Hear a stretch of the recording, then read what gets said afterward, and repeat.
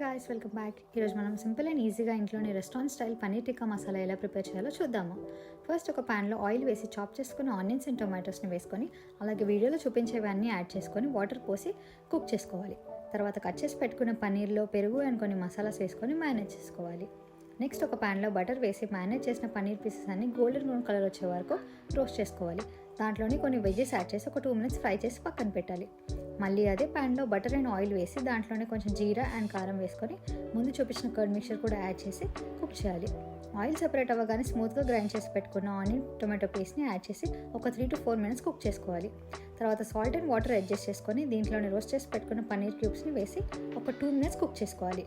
లాస్ట్లో కొంచెం క్రష్ చేసి పెట్టుకున్న కసూరి మేతి వేసుకొని దింపేస్తే చాలు. అంతే, సింపుల్గా ఇంట్లోనే paneer tikka masala ready. Complete recipe details అన్ని కింద డిస్క్రిప్షన్లో మెన్షన్ చేశాను, తప్పకుండా చెక్ చేయండి. సరే, మరి నెక్స్ట్ వీడియోలో కలుద్దాం. Bye bye.